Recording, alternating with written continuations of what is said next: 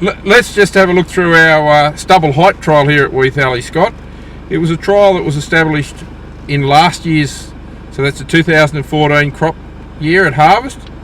Ian Luff, our cooperating farmer, went through and gave us a header width at different stubble heights, just to see if there was any impact on the following crop.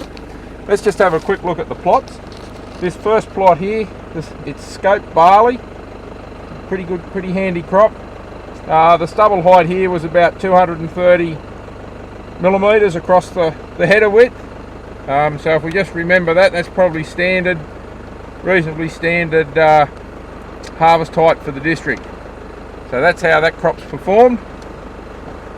I'll just drive up to the next plot.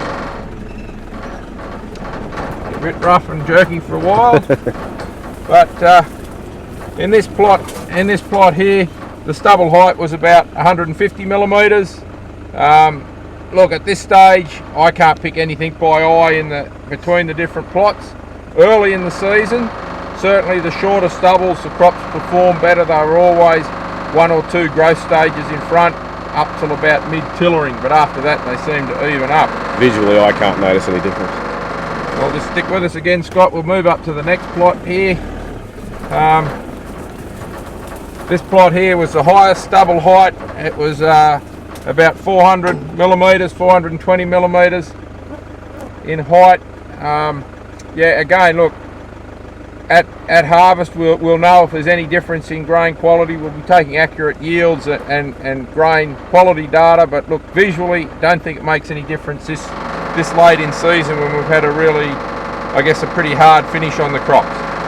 Just go up to the next plot, which is the last one. It's a fully replicated trial, but we'll just look through the first replicate. In this plot, the average stubble height was around about the 270 millimetres. Yeah, again, visually can't see anything. Yeah, no difference.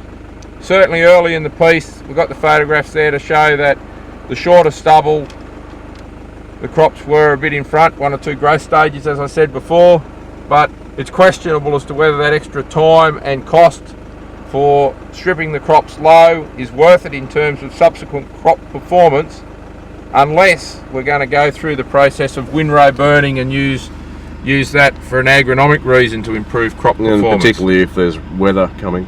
Yeah, and if we're faced with a wet harvest, then the message is just get it off and get it in the bin and worry about the stubble later. So anyway, interesting trial, Scott. Thanks very much to cooperators such as Ian to allow these trials to happen. The fact that they show very little is not the point. It's the fact that we know that we know that the impact of stubble height on subsequent crop yield doesn't seem to have much of an impact at this stage. But the data's still to come in, so stay tuned.